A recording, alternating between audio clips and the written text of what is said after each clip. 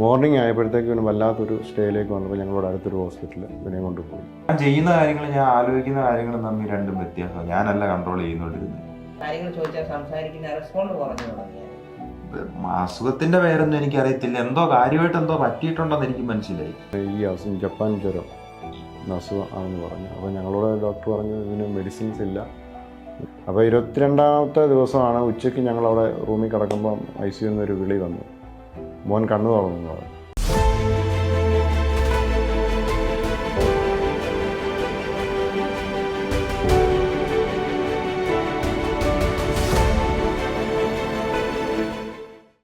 എൻ്റെ പേര് സ്റ്റാൻലി, എൻ്റെ കുടുംബം, എൻ്റെ ഭാര്യ ആഷ്ലിൻ. കഴിഞ്ഞ ജൂൺ ഫസ്റ്റ് വീക്കിൽ ഇവനൊരു പനി പോലെ വന്നു. ഇവിടെ അടുത്തുള്ള ഹോസ്പിറ്റലിൽ ഞങ്ങളിവനെ ട്രീറ്റ്മെൻറ്റ് ചെയ്തു. അവർ പനിക്കുള്ള മരുന്ന് കൊടുത്തു. പക്ഷേ വീട്ടിൽ വരും, 2 ദിവസം പനി കുറയും, പിന്നെയും ഹൈ ടെമ്പറേച്ചർ ആവും. അങ്ങനെ ജൂൺ 16-ാം തീയതി ഒരു ദിവസം ശനിയാഴ്ച വൈകിട്ട് ഇവന് ഭയങ്കര ടെമ്പറേച്ചറായി, ചെറിയ ടയർഡ്നെസ് ഒക്കെ കാണിച്ചു.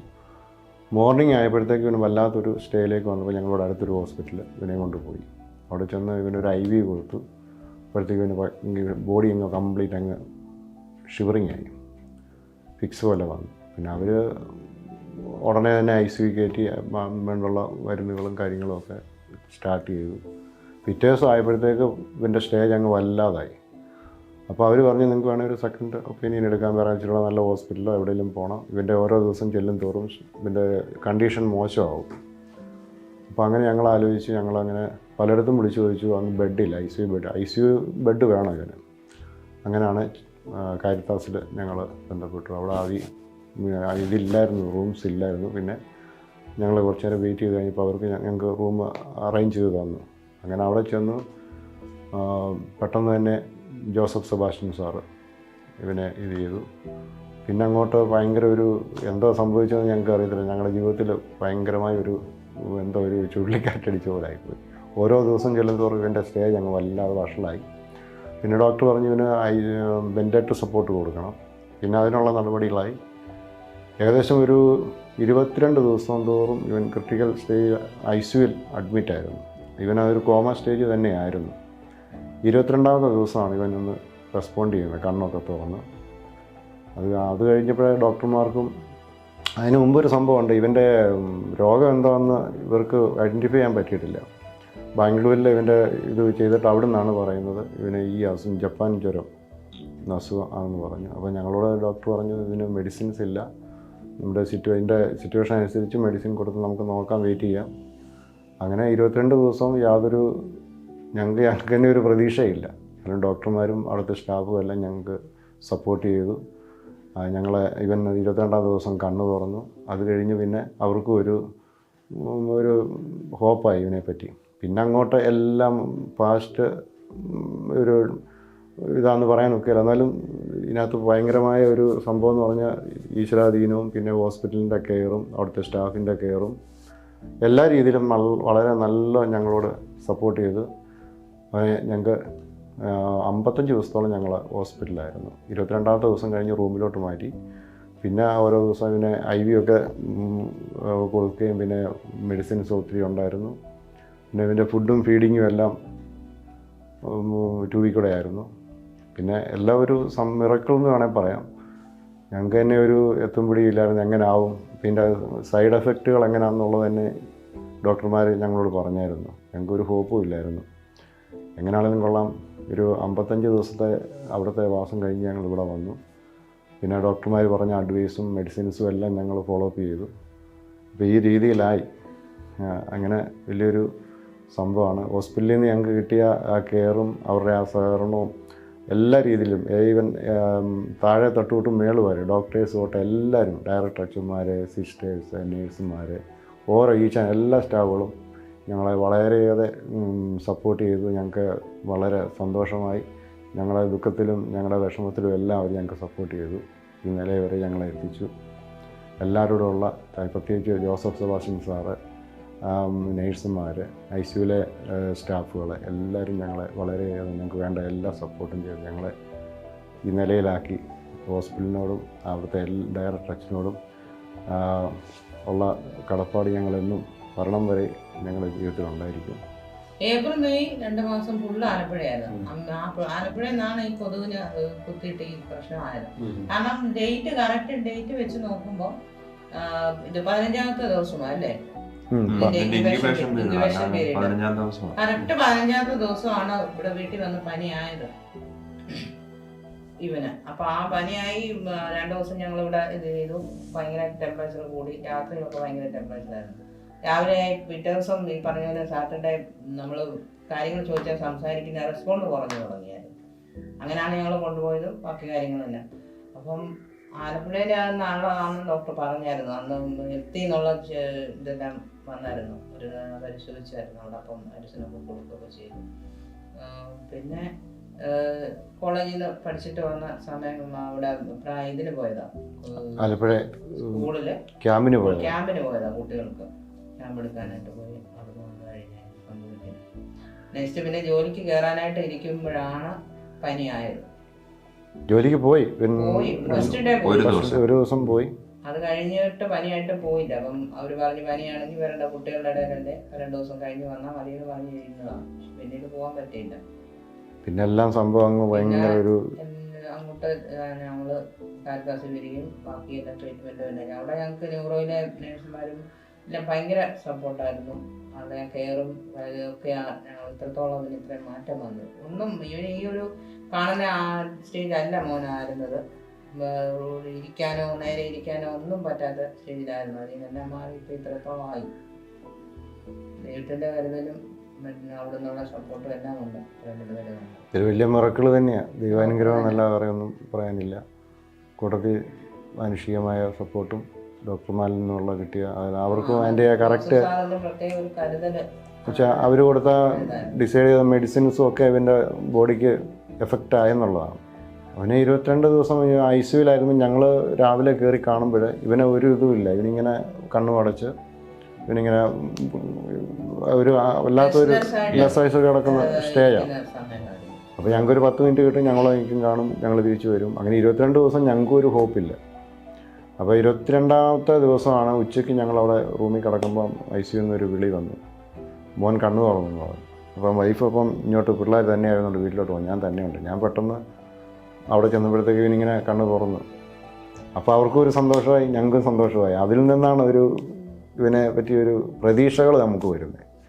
അതുവരെ നോക്കുന്ന ഡോക്ടേഴ്സിനോ അവർക്കോ ഒന്നും ഞങ്ങളോട് പറയുന്നില്ല കുഴപ്പമില്ല, എല്ലാം ശരിയാവും. പിന്നെ അവർ പറഞ്ഞു അതൊരു ഇവൻ്റെ ആ കണ്ണ് തുറന്ന് ഇവൻ്റെ ആ ഒരു ഇതും പിറ്റേ ദിവസം ഡോക്ടർ വന്ന് വിളിച്ചപ്പോൾ ഡോക്ടറിൻ്റെ പേര് തന്നെ പറഞ്ഞെന്ന് തോന്നുന്നു അല്ലേ? ഇവനുണ്ടായിരുന്ന ഒരു പോസിറ്റീവ് എന്ന് പറയുന്നത് ഈ കണ്ണ് തുറന്ന് നെക്സ്റ്റ് മോർണിംഗ് ഡോക്ടർ വരുമ്പോൾ, കാരണം ഇവൻ മോൻ അറിയുന്നില്ല ഇവൻ എന്ത് സംഭവിച്ചെന്നുള്ളത്. പക്ഷെ ആ മറവിലും അവൻ ഡോക്ടറാണെന്ന് മനസ്സിലാക്കി എന്നുള്ളതാണ്. ഡോക്ടറെ എന്ന് വിളിക്കുക. അപ്പോൾ ഡോക്ടർ വന്ന് ഞങ്ങളോട് പറയുമ്പോൾ പറഞ്ഞ ഒരു കാര്യം അതാ, മോൻ എന്നെ ഡോക്ടറെ എന്ന് വിളിക്കുന്നുണ്ട്, എന്നെ അഴിച്ച്, അപ്പം കൈയെല്ലാം ഇത് ചെയ്തിരിക്കുമായിരുന്നല്ലോ, കിട്ടിയിരിക്കുമായിരുന്നു, അപ്പം അഴിച്ചു വിട് ഡോക്ടറെ എന്ന് പറയുന്നുണ്ട്. അപ്പോൾ അവനത് മനസ്സിലാക്കാൻ പറ്റുന്നു എന്നുള്ളത് ഒരു പോസിറ്റീവാണ് നമുക്ക്. അത് ഏറ്റവും നല്ലൊരു സിംറ്റമാണ് നമ്മൾ കാണുന്നത്. അതുകൊണ്ട് മാറ്റം വരും എന്ന് ഞങ്ങളോട് പറഞ്ഞു. ഡോക്ടറിന് ഭയങ്കര സന്തോഷമായിരുന്നു ആ ഒരു കാര്യം. അപ്പോൾ സിസ്റ്റർമാരെ ഇവൻ സിസ്റ്റർ എന്ന് വിളിക്കുകയും എന്നെ പറയുകയും ചെയ്യുന്നുണ്ടായിരുന്നു. ഭയങ്കര റെസ്റ്റ്ലെസ് ആയിട്ട് ICUവിലായിരുന്ന സമയത്ത് അവിടുന്ന് റൂമിൽ വന്നപ്പോഴും ഞങ്ങളെ ഇപ്പം എന്നെ പേരൻസിനെ അവനറിയാം, അമ്മ അപ്പ അല്ലെങ്കിൽ കസിൻസ് ആര് വന്നാലും അറിയാം, ഫ്രണ്ട്സിനെ കാണുമ്പോൾ അറിയാം, എല്ലാം അറിയാം. പക്ഷേ അല്ലാതുള്ള കാര്യങ്ങൾ ഒരു കാര്യം ചെയ്യാനെന്ന് പറഞ്ഞാൽ അത് റിപ്പീറ്റ് ചെയ്യും. പിന്നെ ഈ റിപ്പീറ്റ് സംസാരിക്കുന്ന ഒരു ഇതുണ്ടായിരുന്നു. അത് ഭയങ്കര കൂടുതലായിരുന്നു. ഒരു കാര്യം പറഞ്ഞാൽ ഇപ്പം വെള്ളം വേണമെന്ന് പറഞ്ഞാൽ വെള്ളം വേണം, അത് തന്നെ പറഞ്ഞുകൊണ്ടിരിക്കും, നിർത്തുകയായിരുന്നു. നിർബന്ധം. കുഞ്ഞു പിള്ളേരുടെ ഒരു സ്വഭാവം ആയിരുന്നു ഫുള്ള്. അത് പിന്നെ മാറി വരാൻ ദിവസങ്ങളെടുത്തു, ആ ഓരോ കാര്യവും മാറി വരാനായിട്ട്. പിന്നെ ഈ ട്രക്കിയോസ്റ്റമി ചെയ്തിരുന്നതിൻ്റെ ഇതെല്ലാം ഊരിക്കളയാൻ നോക്കുകയും, പിന്നെ റൈസ് ട്യൂബ് ഇട്ടിരിക്കുന്നുണ്ടായിരുന്നു, ഫുഡ് കഴിച്ചു യൂറിൻ ബാഗ് വരെ എല്ലാം കളയാൻ ആളിങ്ങനെ കുഞ്ഞു പിള്ളേരെ കുസൃതി ചെയ്യുന്ന പോലെ ഞങ്ങളിങ്ങനെ നോക്കിയിരിക്കുക. ഏത് സമയം ഇവൻ ഇത് വലിച്ചു പറിച്ച് കളയാൻ നോക്കി. നമ്മളൊക്കെ ഭയങ്കര സംഭവങ്ങളായിരുന്നു ആ സമയത്ത്. എൻ്റെ ചേച്ചിയുടെ 2 മക്കള് ജോഷായും സാമും അവരുണ്ടായിരുന്നു. ഫുൾ ടൈം ഞങ്ങളെ ഹെൽപ്പ് ചെയ്ത് കൂടെ റൂമിലുണ്ടായിരുന്നു. അത് ഭയങ്കര ഒരു എൻ്റെ ഒരു ഫ്രണ്ട്, കൊല്ലത്തുള്ളൊരു ഫ്രണ്ട്, പുള്ളി 1 മാസത്തോളം ഞാൻ നോക്കിയതിനേക്കാളും കൂടുതലിനെ എൻ്റെ കൂടെ നിന്ന് നോക്കി എല്ലാ കാര്യങ്ങളും. ഞങ്ങളൊക്കെ അവിടെ നിൽക്കുന്നതെന്ന് പറഞ്ഞാൽ ഞങ്ങൾ വേറെ മൈൻഡില്ല, വല്ലാത്തൊരവസ്ഥയിലായിരുന്നു. ചുമ്മാ നിൽക്കുന്നതേ ഉള്ളൂ. ഞങ്ങളുടെ ഉള്ളിൽ ഇതിൻ്റെ ഈ സൈഡ് എഫക്റ്റ് എന്ന് പറഞ്ഞാൽ അന്ന് ഡോക്ടർമാർ പറഞ്ഞായിരുന്നു ചിലപ്പം കോമ സ്റ്റേജിലാകും, ചിലപ്പോൾ നടക്കാനുള്ള ഇത് കാണുകയില്ല, അങ്ങനെ പല കോംപ്ലിക്കേഷൻസ് വരാം. അപ്പോൾ അതൊക്കെ ഞങ്ങൾക്ക് ടെൻഷനായിരുന്നു. എന്തുവാണ് കൊള്ളാം, ഞങ്ങൾ ജൂലൈ 10-ാം തീയതി ഞങ്ങൾ വീട്ടിൽ വന്നു. ജൂലൈ അല്ല, ജൂലൈ ഒരു പകുതി ആകുമ്പോഴും ഇവനെ എഴുന്നേപ്പിച്ച് ഇരുത്തുന്നതേ ഉള്ളൂ. ഇരിക്കുമ്പോഴും ബാലൻസ് ഇല്ല, ഇങ്ങനെ പുറകോട്ട് പോകും.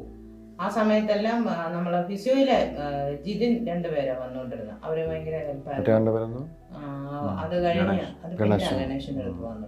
ജിതിനൊക്കെ വന്ന് എപ്പോഴും ഫിസിയോ ചെയ്യിപ്പിക്കുകയും ഫിസിയോ തുടങ്ങാമെന്ന് ഡോക്ടർ പറഞ്ഞു. അങ്ങനെ അത് ചെയ്തു. എഴുന്നേപ്പിച്ചിരുത്തും, അപ്പം പിടിച്ച് നിർത്തുകയൊക്കെ ചെയ്ത് കുറച്ച് ഇത് ചെയ്യാൻ തുടങ്ങി. എന്നാലും ആ സമയത്തും ഈ ആള് ഇറങ്ങി വെളിയിൽ പോകണം, അങ്ങനത്തെ ബിസിനസ് ആയിട്ടുള്ള കാര്യങ്ങൾ അപ്പോഴും ചെയ്യുന്നുണ്ട്. ഫുഡൊന്നും അപ്പോഴും കഴിക്കാൻ പറ്റില്ല, നമ്മൾ ഈ റൈസ് ട്യൂബ് മാറ്റിയിട്ടില്ല, ഒന്നുമില്ല. പിന്നെ ഈ നോക്കുന്ന കണ്ണിന്റെ ദൃഷ്ടി ഇങ്ങനെ ഒരേ ലെവലിൽ ഇരിക്കത്തുള്ളൂ, തല ഇങ്ങനെ ഇരിക്കുള്ളൂ. അങ്ങനെ ഒത്തിരി കോംപ്ലിക്കേറ്റഡ് ആയിരുന്നു. തല ഇങ്ങനെ കുഴിഞ്ഞിങ്ങനെ ഇരിക്കത്തുള്ളൂ, നേരെ വെക്കാനോ ഒന്നും പറ്റത്തില്ലായിരുന്നു. അപ്പം അതൊക്കെ അവർ ഒരുപാട് നമ്മളെ ഹെൽപ്പ് ചെയ്തു. പിന്നെ അത് കഴിഞ്ഞ് ഫിസിയോയ്ക്ക് റൂമിൽ കൊണ്ടുപോകാൻ തുടങ്ങി. ഗണേശ് അവിടെ ഹെൽപ്പ് ചെയ്തു. ഗണേഷിന്റെ അടുത്ത് നിന്ന് കഴിഞ്ഞ് ഒരുപാട് മാറ്റം വന്നു. ഇവനെ ഗണേഷ് തന്നെ കെയർ ചെയ്ത് ഒത്തിരി മോട്ടിവേഷൻ ആക്കിയവര്. ഗണേഷിന്റെ അവിടെ ചെന്നപ്പോഴാണ് ഇവൻ ശരിക്കും ഇവന്റെ അവസ്ഥ എന്താണെന്ന് മനസ്സിലായ ഒരു സിറ്റുവേഷൻ വന്നത്. കാരണം അവിടെ ഒരു ഗ്ലാസ് ഉണ്ട്, കണ്ണാടി വെച്ചിട്ടുണ്ട്. അപ്പം അതിന്റെ മുമ്പിൽ ഇങ്ങനെ ഈ ഇത് കെട്ടിയിട്ട് നടത്തുന്ന ഒരു ഇതുണ്ടായിരുന്നു. അപ്പം അതിലാണ് ഇവൻ കാണുന്നത് മോൻ ഏതവസ്ഥയിലായി എന്നുള്ളത്. അപ്പോഴാള് ഇച്ചിരി എന്ന് വെച്ചാൽ ഇതിൽ നിന്ന് എനിക്ക് മുന്നിലോട്ട് വരണമെന്നുള്ള ഒരു ഇത് മൈൻഡിൽ വന്നപ്പോൾ അങ്ങനത്തെ ആ ഒരു ഇതിൽ നിന്ന് പിന്നീട് ദിവസവും ഗണേശൻ്റെ അടുത്ത് പോയി കഴിയുമ്പം ഒത്തിരി മാറ്റം വന്നു. ഇങ്ങനെ നേരെ നിൽക്കാനും ഒക്കെ ആയി തുടങ്ങി. അത് കഴിഞ്ഞ് ഞങ്ങൾ ഹോസ്പിറ്റലിൽ നിന്ന് പോരുമ്പോഴത്തേക്കും പിടിച്ച് നടക്കാൻ, അതായത് ഞങ്ങൾ പിടിച്ചുകൊണ്ട് ഓരോ സ്റ്റെപ്പ് പതുക്കെ നടക്കാൻ തുടങ്ങി കഴിഞ്ഞാണ് ഡോക്ടർ ഞങ്ങളെ അവിടെ നിന്ന് വിടുന്നത്. പിന്നീട് ഡോക്ടർ പറഞ്ഞു ഇനി നിങ്ങൾ വീട്ടിൽ ചെന്ന് കഴിയുമ്പോൾ ആ അറ്റ്മോസ്ഫിയർ ഒന്ന് മാറുമ്പോൾ ഫ്രണ്ട്സുമായിട്ടൊക്കെ ആകുമ്പോൾ മിങ്കിൾ ചെയ്യുമ്പോൾ ഇതിൻ്റെ ഒത്തിരി പെട്ടെന്നൊരു ചേഞ്ചസ് വരുമെന്ന് പറയാം. അതുപോലെ തന്നെ 1-3-4 ദിവസം കഴിഞ്ഞപ്പോഴേ ഇവൻ ഭയങ്കര റിക്കവറി ആയി, തന്നെ നടക്കാനും. ഇവൻ്റെ ഉള്ളിൽ ഇവന് തന്നെ ഉണ്ടായിരുന്നു എനിക്ക് എണീച്ച് നടക്കണം എന്നുള്ളൊരു, അതുകൊണ്ട് അത് വലിയൊരു പോസിറ്റീവായിരുന്നു. ഇതൊക്കെ പറഞ്ഞാലും ICUവിലെ സ്റ്റാഫ് ഇവനെ ഒത്തിരി, ന്യൂറോയിൽ നേഴ്സുമാരും ഒക്കെ ഒത്തിരി ഹെൽപ്പ് ചെയ്യും. അവർക്ക് രാത്രിയിലൊക്കെ ഇവൻ എപ്പോഴും അവരെ വിളിക്കാനുള്ള ബട്ടൺ ഉണ്ടല്ലോ, അത് ഇവൻ തന്നെ എന്നും ഇടയ്ക്കിടയ്ക്ക് വിളിച്ചോണ്ടിരിക്കും. അവർ വന്ന് അങ്ങോട്ട് പോകുന്നുണ്ട്. ഞങ്ങളൊന്ന് കണ്ണ് തെണ്ടിയാവണ ഇവൻ കൈ നീട്ടി അതേ അങ്ങ് ഞെക്കും. അപ്പോൾ എപ്പോൾ വിളിച്ചാലും അവരൊരു ഇറിറ്റേഷൻ ഒന്നും കൂടാതെ വന്ന് എന്തോ വേണമെന്ന് ചോദിച്ചാൽ അവർക്ക് ചെയ്തു കൊടുക്കും. ഇവൻ എന്ത് പറഞ്ഞാലും അവർ കൊച്ചുകുട്ടി എന്തോ ആവശ്യപ്പെടുന്നോ അതുപോലെ ചെയ്തു കൊടുക്കുകയും അവനെ കെയർ ചെയ്യുകയൊക്കെ ചെയ്യുന്നുണ്ടായിരുന്നു. അതിൻ്റെയൊക്കെ ഒത്തിരി മാറ്റം അവനുണ്ടായി. ഞാൻ ഇത് ഫിസിക്കൽ എഡ്യൂക്കേഷനാണ് പഠിച്ചുകൊണ്ടിരുന്നത്. അപ്പോൾ 4 ഇയർ കോഴ്സായിരുന്നു, ഇടുക്കിയിലാണ് പഠിച്ചത്. കഴിഞ്ഞ ജനുവരിയിൽ ഇതുപോലെ ഇന്റേൺഷിപ്പ് ഞങ്ങൾക്ക് സ്റ്റാർട്ട് ചെയ്തു. 2 മാസം ഇടുക്കി. അത് കഴിഞ്ഞ് പ്രോജക്റ്റിൻ്റെ ആവശ്യമായിട്ട് വീണ്ടും മൂലമറ്റത്ത കോളേജ് അവിടെ ആയിരുന്നു. അവിടുന്ന് വീട്ടിൽ ഇവിടെ വന്നിട്ട് ഏപ്രിൽ മെയ് കൂട്ടുകാർ വിളിച്ച്, ഞങ്ങൾ 2 കൂട്ടുകാരുണ്ട് ആലപ്പുഴയുണ്ട്, അപ്പോൾ അവർ 2 പേരുടെ അടുത്ത് പോയി. ജസ്റ്റ് സമ്മർ ക്യാമ്പ് പോലെ വെറുതെ വീട്ടിൽ ഇരിക്കണ്ടല്ലോ എന്ന് ഓർത്ത് പോയതാണ്. അത് 2 മാസം കഴിഞ്ഞ് ഞാൻ എനിക്ക് തോന്നുന്നു ജൂൺ ഫസ്റ്റ് വീക്ക് തിരിച്ച് വരുന്നത്. 2 മാസം കണ്ടിന്യൂസ് അവിടെ തന്നെ ആയിരുന്നു. ഇങ്ങോട്ട് എനിക്ക് തോന്നുന്നു ഒറ്റ പ്രാവശ്യം ഇവിടെ വന്നത്, വീട്ടിലോട്ട് വന്നത്. 2 മാസം അവരുടെ വീട്ടിൽ തന്നെ ആയിരുന്നു, ഗണേഷ് നിഖിൽ എന്ന് പറയും. അപ്പോൾ അവിടുന്ന് വന്ന് ഇവിടെ എൻ്റെ ഒരു കൂട്ടുകാരൻ പറഞ്ഞു, എൻ്റെ സ്കൂളിൽ പഠിച്ചൊരു കൂട്ടുകാരൻ പറഞ്ഞിട്ട് ഞാൻ പാമ്പാടി വിമലാംബിക എന്ന് പറഞ്ഞ സ്കൂളിൽ കയറി, ജോലിക്ക് വേണ്ടി കയറി. 1 ദിവസം പോയി. എനിക്ക് തോന്നുന്നു 2ാമത്തെ ദിവസം ഞാൻ ലീവ് എടുത്തിട്ട് കോളേജിൽ പോകണമായിരുന്നു, സർട്ടിഫിക്കറ്റിന് എന്തോ ആവശ്യത്തിന് കോളേജിൽ പോകണമായിരുന്നു. അത് പോയി തിരിച്ചു വന്ന് എനിക്ക് തോന്നുന്നു ഞായറാഴ്ച വൈകുന്നേരമൊക്കെ ആയപ്പോഴത്തേക്കും പനി പോലെ, ബോഡി പെയിൻ. എനിക്ക് പനി വന്നു കഴിഞ്ഞാൽ സാധാരണ ദേഹം വേദന, ഭയങ്കര ഒറ്റ ജോയിൻ്റ് അനക്കാൻ പറ്റാത്ത പോലെ വേദനയാണ്. അത് പണ്ടും കോളേജിൽ വെച്ചും ഈ 4 വർഷം കോളേജിലായിരുന്നുകൊണ്ട് പനി വന്നു എന്തോ അവസ്ഥയെന്ന് ഇവർക്ക് അറിയത്തില്ല, കൂട്ടുകാർക്കറിയാം. അപ്പോൾ അവിടെ എന്ന് പറഞ്ഞാൽ ഈ ലാസ്റ്റ് ആയിരിക്കും എനിക്ക് പനി പിടിക്കുന്നത്. ഞങ്ങളുടെ ഡോർമെട്രി 22 പേരുണ്ട്. ഒരു സൈഡിൽ തുടങ്ങി ലാസ്റ്റ് എനിക്ക് വരും. അപ്പോൾ ഏറ്റവും ഹൈ ആയിരിക്കും വരുന്നത്, 103 ഡിഗ്രി പനി, ഈ ദേഹമേന. അപ്പോൾ അങ്ങനെ ആയിരുന്നപ്പോൾ ഞാനും വലിയ കാര്യമൊന്നും കൊടുത്തില്ല ഇതിനകത്ത്. തിങ്കളാഴ്ച രാവിലെ തൊട്ട് വൈകുന്നേരം വരെ ഇവിടെ ഇരുന്നു, വീട്ടിൽ കിടന്നു. വൈകുന്നേരം ആയപ്പോഴത്തേക്കും അനങ്ങാൻ പറ്റാത്ത അവസ്ഥയായി. അപ്പോൾ ഇവിടെ അടുത്ത് ഒരു ഇഞ്ചക്ഷൻ എടുത്തു. ഇഞ്ചക്ഷൻ്റെ പവർ കൊണ്ടാണെന്ന് തോന്നുന്നു. വൈകുന്നേരം തന്നെ പനി മാറി. പിറ്റേ ദിവസം കുഴപ്പമൊന്നുമില്ല. അതിൻ്റെ പിറ്റേ ദിവസം ബുധനാഴ്ച തൊട്ട് പിന്നെയും പനി. ഇവിടെ അടുത്തൊരു ഗവൺമെൻറ് ആശുപത്രിയിൽ പോയി. അപ്പോഴും ഇത് തന്നെ സിംറ്റംസ്, പനി മാത്രമേ ഉള്ളൂ, ഹൈ ഫീവർ. അപ്പോൾ അങ്ങനെ വന്നപ്പം പിന്നെ പനി കുറയാതെ വന്നപ്പോൾ ബ്ലഡ് കൗണ്ട് നോക്കിയപ്പോൾ കൗണ്ട് ഭയങ്കര കുറവാണ്. ഭയങ്കര കുറവല്ല, കുറവാണ്. പക്ഷേ ഇത് കൂടുന്നുമില്ല കുറയുന്നുമില്ല. 3 ദിവസം കണ്ടിന്യൂസ് ഇത് തന്നെ. അപ്പോൾ വെള്ളിയാഴ്ച ചെന്നപ്പം പുള്ളിക്കാരി അവിടുത്തെ ഡോക്ടർ പറഞ്ഞു ഇനിയിപ്പോൾ തിങ്കളാഴ്ച വന്നാൽ മതി, 2 ദിവസം നല്ലപോലെ ഫുഡ് കഴുകി എന്ത് ചെയ്യണം. അപ്പോൾ എനിക്ക് തോന്നുന്നു വ്യാഴം തൊട്ട് എനിക്ക് മിസ്സൗട്ടായിട്ട് എനിക്ക് ഓർമ്മകൾ കിട്ടുന്നത്. വ്യാഴം വെള്ളി തൊട്ട് എനിക്കൊന്നും ഓർമ്മയില്ല. വെള്ളി ശനി ഞായർ എന്തോ നടന്നതെന്ന് എനിക്കൊന്നും ഓർമ്മയില്ല. പിന്നെ ഞാൻ ആശുപത്രിയിൽ നിന്നെല്ലാം വന്നു കഴിഞ്ഞ് ഇവിടുന്ന് മിക്കപ്പോഴും മെസ്സേജ് അയക്കുന്ന കൂട്ടുകാരുടെ എല്ലാം വോയിസ് കിടപ്പുണ്ട്. എനിക്ക് ഇതുപോലെ ഒട്ടും പറ്റുന്നില്ല. മീൻസ് ഫുൾ ടൈം ഉറക്കം. ഇവന്മാർ വിളിക്കുമ്പോൾ ഞാൻ ഫോൺ എടുക്കുന്നില്ല. ഞാൻ ഫുൾ ടൈം ഉറക്കവാ. എന്തുവാന്നറിയത്തില്ല. ബ്ലഡ് കൗണ്ട് ആണെങ്കിൽ കൂടുന്നുമില്ല. എന്തു ചെയ്യുന്നത്, ഏതാണ്ടൊക്കെ മരുന്ന് തിന്നുന്നുണ്ട്. ഞാനിപ്പോൾ എന്തായാലും ഉറക്കമാണെന്ന് പറയുന്നുണ്ട് ഇവന്മാരോട്. അപ്പോൾ നേഴ്സിംഗ് പഠിക്കുന്നൊരു കൂട്ടുകാരുണ്ട്. അവൻ എനിക്കൊരു മരുന്ന് പറഞ്ഞു തന്നു ബ്ലഡ് കൗണ്ട് കൂടാനായിട്ട്. ഒരു ഓറഞ്ചിൻ്റെ ഒരു സംഭവം ഉണ്ടെന്ന്. അത് മേടിച്ചോണ്ടൊക്കെ ഇവർ വന്നു. എനിക്ക് ഓർമ്മയില്ല സത്യം പറഞ്ഞു. പിന്നെ അങ്ങനെ ഇവിടുന്ന് ഞായറാഴ്ച രാവിലെയാന്ന് തോന്നുന്നു വെളുപ്പിനെ ഒട്ടും ഒരു രീതിയിലും ഈ റെസ്പോണ്ടിങ് ടൈം ഭയങ്കരമായിട്ട് കുറഞ്ഞു തുടങ്ങി ശനിയാഴ്ച വൈകുന്നേരം തൊട്ട്. സത്യം അതിന് മുമ്പ് തൊട്ടേ റെസ്പോണ്ടിങ് ടൈം കുറയുന്നുണ്ടായിരുന്നു. പക്ഷെ അത് മനസ്സിലാകാനുള്ള ഒരു ഇത് ആർക്കുമില്ല. കാരണം പൊതുവെ അങ്ങനെ ഒരു ഇത് വരുന്നില്ലായിരുന്നു. ശനിയാഴ്ച വൈകിട്ടാന്ന് തോന്നുന്നു. ഒട്ടും ചോദിച്ചിട്ട് കുറേ നേരം കഴിഞ്ഞ് ഞാൻ അതിൻ്റെ ഉത്തരം പറയും. കുറേ നേരം കഴിഞ്ഞു. അങ്ങനെ എന്തോ ഒരു തോന്നിയപ്പോഴും പപ്പ പറയുന്നുണ്ട്. അത് ഇവർ പറയുന്നത് എനിക്കറിയുന്നില്ല. അല്ലാതെ എനിക്ക് ഓർമ്മയില്ല അന്ന് എന്ത് നടന്നെന്നുള്ളത്. അന്നേരം അപ്പം ഞാൻ പറഞ്ഞു ഇതുപോലെ എനിക്ക് പനി വന്നാൽ ഇങ്ങനെയാന്ന് പറയുന്നുണ്ട്. അപ്പോൾ അത് കഴിഞ്ഞ് ഞായറാഴ്ച രാവിലെ ആയപ്പോഴത്തേക്കും വെളുപ്പിനെ നോക്കിയപ്പോൾ ഞങ്ങൾ നോക്കി റൂമിൽ ചെന്ന് ഇവൻ്റെ സ്റ്റേ എനിക്ക് തോന്നി. ഞാൻ പിന്നെ നിർബന്ധിച്ച് ഇവനെ ഡ്രസ്സ് ചെയ്യിപ്പിച്ച് അവിടെ നിന്ന് പിടിച്ചിറക്കി കാറെ കയറ്റി ഹോസ്പിറ്റലിൽ കൊണ്ടുപോകാം. ഹോസ്പിറ്റലിൽ ചെന്നതും നടന്നാണ് കയറിയത്. അവർ ഞങ്ങളുടെ ഇതിൻ്റെ ഹിസ്റ്ററി ഇതുപോലെല്ലാം നോക്കി അവരുടെ രീതിയിലൊരു ട്രീറ്റ്മെൻറ്റ് സ്റ്റാർട്ട് ചെയ്തു. അപ്പോഴത്തേക്കാണ് ഇവനിങ്ങനെ ഫിക്സ് പോലെ വരാൻ തുടങ്ങി.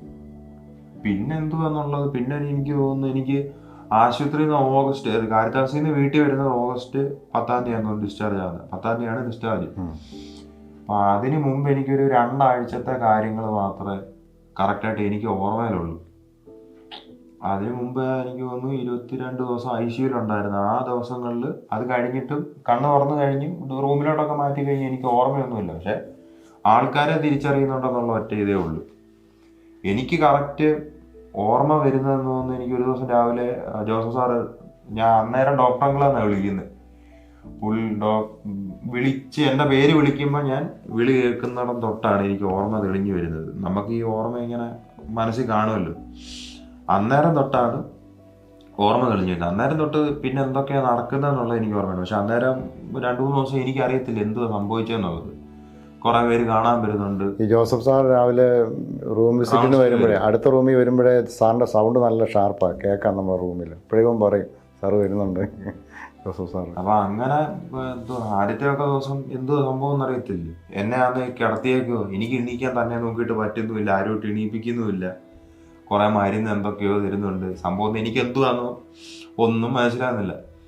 2-3 ദിവസം കഴിഞ്ഞപ്പോൾ എനിക്ക് മനസ്സിലായി. ആശുപത്രിയിലാണെന്ന് മനസ്സിലായി. എന്തോ കാര്യമായിട്ട് പറ്റിയിട്ടുണ്ടെന്ന് മനസ്സിലായി. ഡോക്ടർ പേര് മനസ്സിലായി. വരുന്ന സമയങ്ങൾ ചോദിക്കാൻ നോക്കി ഞാൻ. നേരെ ആ കാണുന്നൊരു ക്ലോക്കാണ്. അപ്പോഴീ അത്രയും നാൾ ഈ ഇരുട്ടത്ത് കിടന്നുകൊണ്ട് ഈ ICUലൊക്കെ കിടന്നുകൊണ്ട് ഈ ലൈറ്റ് അങ്ങനെ ഇതാകത്തില്ല, ഫോക്കസ് ആകത്തില്ലല്ലോ. അപ്പോൾ ഇവരോടൊക്കെ ഓരോ കാര്യങ്ങളെ സമയം അതായിരുന്നു ആദ്യം ഫീഡ് ചെയ്യാൻ നോക്കിക്കൊണ്ടിരുന്നത്. ക്ലീൻ ചെയ്യാനായിട്ട് 5:30 വരും. അത് കഴിഞ്ഞ് 8 മണിക്ക് ഡോക്ടർ റൗണ്ട്സിന് വരും. അത് 1 മിനിറ്റ് അങ്ങോട്ടോ ഇങ്ങോട്ടോ മാറിയാൽ ഞാൻ അവിടെ വെള്ളം ഉണ്ടാക്കി തുടങ്ങും. കാരണം ആകെ ഉള്ള ഈ വെളിയിലോട്ടുള്ള ഇത് എന്തുവാന്നുള്ള ആരുടെയും ചോദിക്കുക പറയുകയാണെങ്കിൽ ഇവരാരേലും ഒക്കെ വരുന്നതാണ് നമുക്കറിയാം. ആദ്യം അതേ ഫീഡുള്ളൂ, വേറെ ഒന്നും അറിയത്തില്ല. പിന്നെ ഉള്ളത് അങ്കിളുണ്ടായിരുന്നു. അങ്കിളും പിന്നെ ജോഷയും സാമു കസിൻസാ, അമ്മയുടെ ചേച്ചിയുടെ ചേട്ടന്മാരാ. അപ്പോൾ ഇവർ 2 പേരെയും കാണുമ്പോൾ അറിയാം ഇവർ 3 പേര് മാറി മാറിയാണ് നിൽക്കുന്നത്. അപ്പോൾ ഇവരാരേലും അവിടെ ഉണ്ടായിരിക്കണം എനിക്ക്, അല്ലെങ്കിൽ ഞാൻ സമ്മതിക്കത്തില്ല. അല്ലെങ്കിൽ ഇങ്ങനെ ബഹളം ഉണ്ടായിക്കൊണ്ടേയിരിക്കും. പിന്നെ ഇവർ 2 പേരും അമ്മ പോയാലോ അപ്പ പോയാലോ ഞാൻ ഇങ്ങനെ ചോദിച്ചുകൊണ്ടിരിക്കും എന്ത് ഇങ്ങനെ കണ്ടിന്യൂസ് റിപ്പീറ്റഡ് ആയിരുന്നു. അതിനകത്ത് എന്ന് പറഞ്ഞാൽ ഞാൻ ചെയ്യുന്ന കാര്യങ്ങൾ ഞാൻ ആലോചിക്കുന്ന കാര്യങ്ങളും തമ്മിൽ രണ്ടും വ്യത്യാസമാണ്. ഞാനല്ല കൺട്രോൾ ചെയ്യുന്നോണ്ടിരുന്നത്. ഇപ്പോൾ റിസ്ട്രെയിൻ ഇട്ടാലും ഇത് ഞാൻ പൊട്ടിച്ചോണ്ടേ ഇരിക്കും. എത്ര കെട്ടിയെന്ന് പറഞ്ഞാൽ ഞാൻ ഇങ്ങനെ വലിച്ചത് പൊട്ടിച്ചോണ്ടേ ഇരിക്കും. കാരണം അത് ചെയ്യലെന്ന് പറഞ്ഞാൽ ചെയ്യരുതെന്ന് എനിക്കുമുണ്ട്, പക്ഷെ അത് ചെയ്യാതിരിക്കാൻ എനിക്ക് പറ്റത്തില്ലായിരുന്നു. അങ്ങനായി. പിന്നെ കറക്റ്റ് എന്തോ അസുഖത്തിൻ്റെ പേരൊന്നും എനിക്കറിയത്തില്ല, എന്തോ കാര്യമായിട്ട് എന്തോ പറ്റിയിട്ടുണ്ടെന്ന് എനിക്ക് മനസ്സിലായി. പിന്നെ ആകെ ഉണ്ടായിരുന്ന സമാധാനം എന്ന് പറയുന്നത് ഇവരൊക്കെ ചോദിക്കുന്ന ചോദ്യങ്ങളും പിന്നെ പഴയ കാര്യങ്ങളൊന്നും മറന്നിട്ടില്ല. അതൊക്കെ നല്ല ഓർമ്മ ഉണ്ടായിരുന്നു. കോളേജിലൊക്കെ നടന്ന ഒരു കാര്യവും മറന്നിട്ടില്ല. കൂട്ടുകാർ അമ്മമാരെല്ലാം വരുമ്പോഴും ഓരോന്ന് ചോദിക്കുമ്പോഴും എനിക്ക് കറക്റ്റ് അറിയാൻ പറ്റുന്നുണ്ട്. അതൊക്കെ അങ്ങനെ ഓരോരുത്തർ വരുമ്പോഴും ഇങ്ങനെ തെളിഞ്ഞ് വരുന്നതുകൊണ്ട് ഇതുണ്ടായിരുന്നു. പിന്നെ സ്കൂളിലെ കൂട്ടുകാരെ അമ്മമാർ ഇൻഫെക്ഷൻ്റെ ഇതുള്ളതുകൊണ്ട് അവരാരും വന്നില്ല. പിന്നെ ആദ്യമേ എല്ലാവരെയും അലോ ചെയ്തില്ലായിരുന്നു സ്കൂളിലുള്ളവർ, ഇവിടെ നാട്ടിലുള്ള കൂട്ടുകാർ. അപ്പോൾ അവരെല്ലാം ഞാൻ ഫോണിൽ നിന്ന് വിളിപ്പിക്കാനായിട്ട്, കോളേജിലുള്ളവന്മാർ കുറച്ച് പേർക്ക് അറിയാം ഇവിടെയുള്ള കൂട്ടുകാർ. അപ്പോൾ ഇവരെല്ലാം ഇങ്ങനെ വിളിച്ചുകൊണ്ടിരുന്നു. പിന്നെ കസിൻസൊക്കെ ഇവിടെ പപ്പയുടെ അമ്മയുടെ അവിടെ ഉള്ളവരൊക്കെ ഫോണിൽ കൂടെ അല്ലേ ഇവരെ കാണാൻ പറ്റും. ഇവരെല്ലാം ഗൾഫിലല്ല. അപ്പോൾ ഇവരെല്ലാം ഇങ്ങനെ കാണണം വിളിക്കണം എന്നൊക്കെ പറഞ്ഞുകൊണ്ടിരിക്കും. പിന്നെ ഫിസിയോയ്ക്ക് കൊണ്ടുപോയപ്പോഴാണ് ആദ്യം ഞാൻ എന്നെ കാണുന്നത്. അപ്പം മുടി വളർത്തിയിട്ടുണ്ടായിരുന്നു മീൻസ് നല്ലപോലെ മുടിയും താടിയും എല്ലാം ഉണ്ടായിരുന്നു. ഇതെല്ലാം അടിച്ച് ആ ഒരു കോലത്ത് പോയി. പിന്നെ ഞാൻ ആശുപത്രി ചെന്നപ്പോൾ എനിക്ക് 125 കിലോ ഉണ്ടായിരുന്നു. അത് കഴിഞ്ഞ് ഞാൻ കാണുന്നത് എത്രയാണ്, കുറേ കാലം കഴിഞ്ഞാൽ ഞാൻ കണ്ണാടിയൊക്കെ കാണുന്നത്. ഫിസിയോയ്ക്ക് ചെന്നപ്പോൾ ഗണേശേട്ടൻ പിടിച്ച് നിർത്തിയപ്പോഴാണ് കാണുന്നത്. അപ്പം ഇങ്ങനെ കഴുത്തിങ്ങനെ ഇരിക്കത്തുള്ളൂ, ഈ മസിലൊന്നും വർക്കാവത്തില്ല. കാരണം ഫുൾ ബെഡ് റിഡൻ ആയിരുന്നുകൊണ്ട് മസിലെല്ലാം വർക്കാകത്തില്ലെന്നേ ഉള്ളായിരുന്നു. പക്ഷെ മസിലിന് കുഴപ്പമൊന്നും പറ്റിയിട്ടില്ലായിരുന്നു.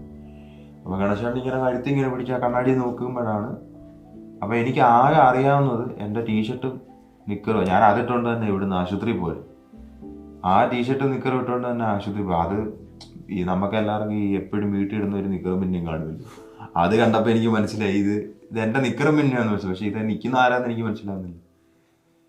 അപ്പം ഗണേശേട്ടനാ പറഞ്ഞു ഇത് നീ തന്നെയാന്ന് പറഞ്ഞു. അപ്പം അന്നേരം സത്യം പറഞ്ഞാൽ എനിക്ക് നല്ല സന്തോഷമായിരുന്നു. ഈ വണ്ണം അത്രയും പോയില്ല, ഫ്രീ ആയിട്ട് അത്ര കുറഞ്ഞ് കിട്ടിയല്ലോ. അന്നാന്ന് തോന്നുന്നു. അന്ന് 2-3 ദിവസം കഴിഞ്ഞപ്പോൾ നോക്കിയപ്പോൾ അവിടെ വെച്ച് 84 കിലോ. പിന്നെ ഒന്നും ചെയ്യാൻ പറ്റുന്നില്ല എന്നുള്ളതായിരുന്നു ആദ്യത്തെ പ്രശ്നം. പക്ഷെ ഓരോ ദിവസം ചെല്ലുമ്പോഴും ഗണേശേട്ടൻ ഭയങ്കര ഇതായിരുന്നു. കാരണം എനിക്ക് മതി എന്ന് പറഞ്ഞാൽ പുള്ളി അവിടെ ഇരുത്തിയിട്ട് 2 മിനിറ്റ് കഴിഞ്ഞ് പിന്നെ ചെയ്യിപ്പിക്കും. പക്ഷെ ആ 2 മിനിറ്റ് അവിടെ ഇരിക്കുമ്പോൾ ഓക്കെ ഞാൻ. പിന്നെ അവരത് പറഞ്ഞ് ചെയ്യിപ്പിക്കത്തില്ല. പക്ഷെ അത് കഴിഞ്ഞിട്ട് നമുക്ക് ചെയ്യാമെന്ന് തോന്നും. അങ്ങനെ ചെയ്യിപ്പിച്ച് എനിക്ക് തോന്നുന്നു 2 ആഴ്ച അവിടുത്തെ ഫിസിയോ കൊണ്ട് തന്നെ അത്യാവശ്യം മീൻസ് ഈ ഒട്ടും ഒന്നും ചെയ്യാൻ പറ്റാത്തടത്തു നിന്ന് ജസ്റ്റ് ആ 4 പേര് പിടിച്ചാണെങ്കിൽ ഗണേശേട്ടൻ പിടിക്കുമ്പോൾ ഗണേശേട്ടൻ മാത്രമേ പിടിക്കത്തുള്ളൂ. കാരണം എന്നെക്കാട്ടി നീളോ സൈസും ഉണ്ട്. പുള്ളി ഇങ്ങനെ പിടിക്കും, കുറേ ബെൽറ്റ് ഇട്ടിട്ട് പിടിക്കും. ആ ബലത്തിൽ ഇങ്ങനെ നടക്കും, ഇങ്ങനെ ആടി പോവും. പക്ഷെ എന്നാലും അതൊരു സമാധാനമായിരുന്നു.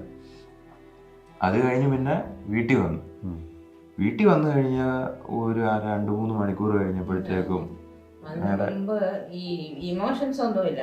ദേഷ്യം വരുന്ന ഇമോഷൻ മാത്രമേ ഉള്ളൂ. ചിരിക്കത്തില്ല.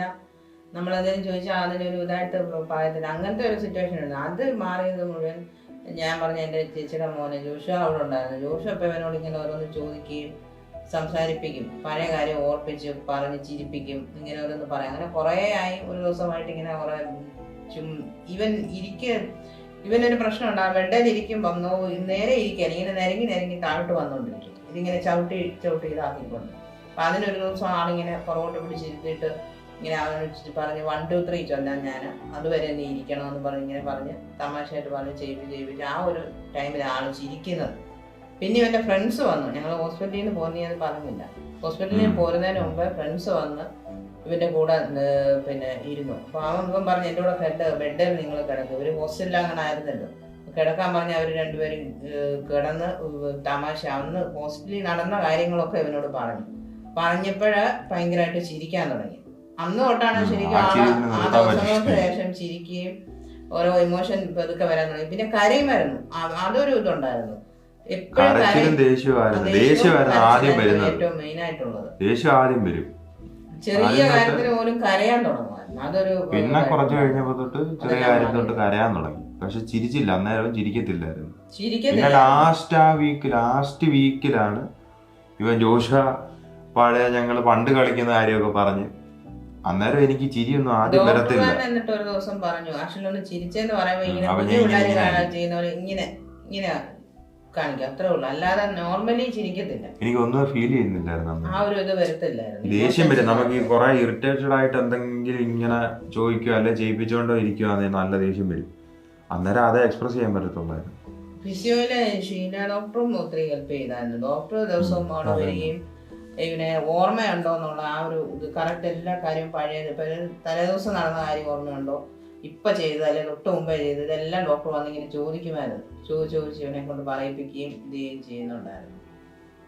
2-3 പ്രാവശ്യം ഡോക്ടറോട് ഇറിറ്റേഷനായിട്ട് അവൻ സംസാരിക്കുകയൊക്കെ ചെയ്തു.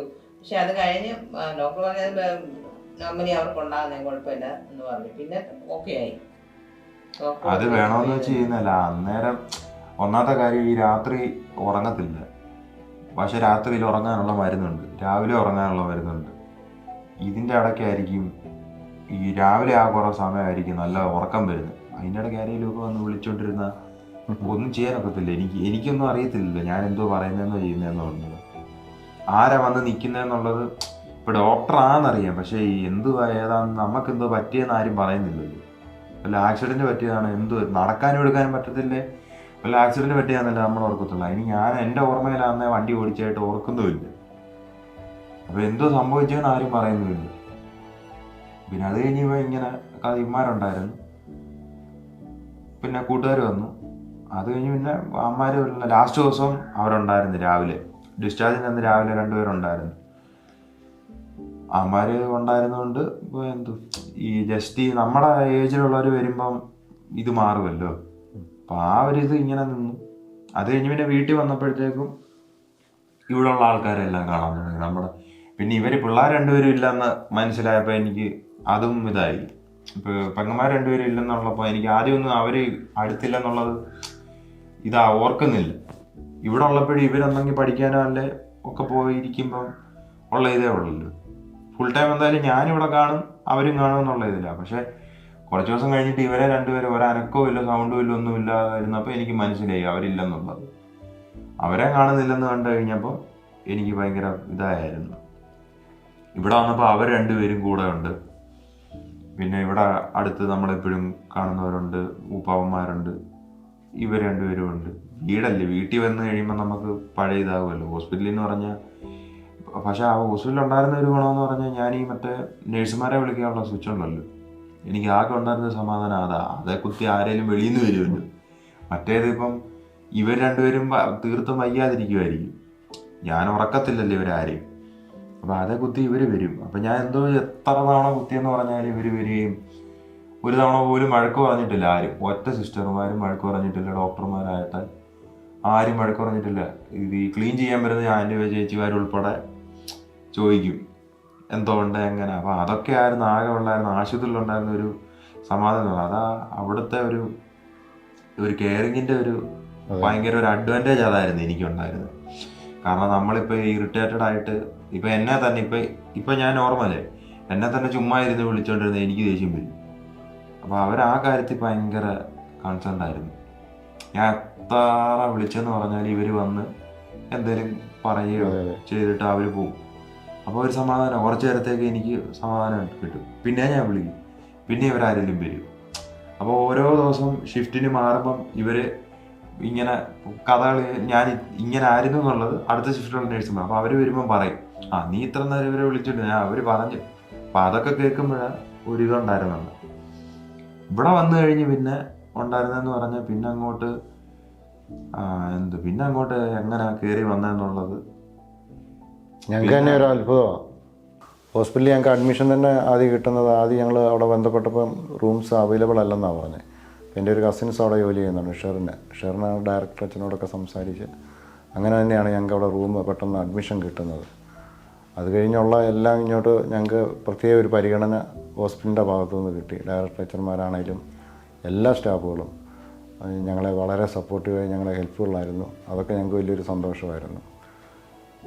എല്ലാ കാര്യത്തിലും ഞങ്ങൾ ഒരു ജീവിതകാലം മൊത്തം ഞങ്ങൾക്ക് മറക്കാനൊക്കാത്തൊരു സംഭവമാണ്. ഹോസ്പിറ്റലും അവിടുത്തെ ഞങ്ങളോടുള്ള ആ ഒരു ബിഹേവിങ് എല്ലാം വളരെ ഞങ്ങൾക്ക് വളരെ അനുഗ്രഹമായിരുന്നു, സന്തോഷമായിരുന്നു. ഇപ്പോൾ എന്നും ഓർക്കും, ഏത് നിമിഷവും ഈ ഒരു ദിവസത്തിൻ്റെ എപ്പോഴും ഒരു മണിക്കൂർ കഴിഞ്ഞാൽ ആ അവിടുത്തെ ഒരു അറ്റ്മോസ്ഫിയറാണ്. ഞങ്ങൾ 55 ദിവസം അവിടെ കയറി ഇറങ്ങിയതല്ലേ, എപ്പോഴും ഓർമ്മ വരും ആ ഹോസ്പിറ്റലിൻ്റെ അവിടുത്തെ ആ ഓരോ റൂംസും ഓരോ കാര്യങ്ങളും. സത്യത്തിൽ ഇത്രയും ദിവസം ഞാൻ ഒരു വല്ലാത്ത അവസ്ഥയിൽ അതിൽ ഇങ്ങനെ നടക്കുമായിരുന്നു. എൻ്റെ കസിൻസും എല്ലാവരും ചെയ്തു. പിന്നെ അതുപോലെ സ്റ്റാഫുകളെല്ലാം സപ്പോർട്ട്, എന്തുവാ, ഞങ്ങളെല്ലാവരും ഫ്രണ്ട്സ് പോലായി. അവസാനമൊക്കെ വന്നപ്പോൾ എല്ലാവരും അറിയുന്നവരായി. ഇവനെ അറിയാൻ വയ്യാത്തവരാരുമില്ല. എല്ലാ സ്റ്റാഫുകളും വെള്ളോട്ടൊന്നും ജസ്റ്റ് ഒന്ന് ഇറങ്ങുമ്പോൾ എങ്ങനെയുണ്ട് മോനെ, റിക്കവറി ആയോ, അങ്ങനെ തന്നെ ചോദിക്കുന്ന ഒരു റിലേഷനായി അവിടുത്തെ സ്റ്റാഫുമായിട്ട്. പിന്നെ പ്രത്യേകിച്ച് ജോസഫ് സാറിനെ ഒരിക്കലും ഞങ്ങൾക്ക് മറക്കാൻ ഒക്കുകയില്ല. ഞങ്ങളെ വല്ലാത്തൊരവസ്ഥയിലായപ്പം ഞാൻ അറിഞ്ഞത് ഇവരുടെ കസിൻസിനോട് ഒരു പ്രാവശ്യം ഐസിയുലായിരുന്നപ്പോൾ ഡോക്ടർ വിളിച്ച് പറഞ്ഞു, സ്റ്റേജ് വല്ലാത്ത അവസ്ഥയിലേക്ക് പോവുകയാണ്, പേരൻസിനോട് ഞങ്ങൾക്ക് പറയാനത് ഞങ്ങൾക്ക് ഒക്കത്തില്ല, നിങ്ങൾ ഒന്ന് പറഞ്ഞു ഒന്ന് ഇത്. അങ്ങനെ ഒരു അവസ്ഥയിലായിരുന്നു. ആ അവസ്ഥയിൽ നിന്നാണ് ഇന്ന് ഈ ഒരു അവസ്ഥയിൽ ഞങ്ങളായിരിക്കുന്നത്. അതിനകത്ത് ഡോക്ടർമാരുടെ എല്ലാം, പ്രത്യേകിച്ച് ജോസഫ് ഡോക്ടറിനെ ഞങ്ങൾക്ക് മറക്കാൻ ഒക്കുകയില്ല. കെയറിങ് ഭയങ്കരമായിരുന്നു. ഹോസ്പിറ്റലിനോടും ഡയറക്ടർ അച്ഛന്മാരോടും എല്ലാ സ്റ്റാഫിനോടും ഞങ്ങൾക്ക് വളരെ കടപ്പാടും എന്നും ജീവിതകാലം മുഴുവൻ നന്ദിയെന്ന് ഞങ്ങൾ എത്തിക്കുന്നു.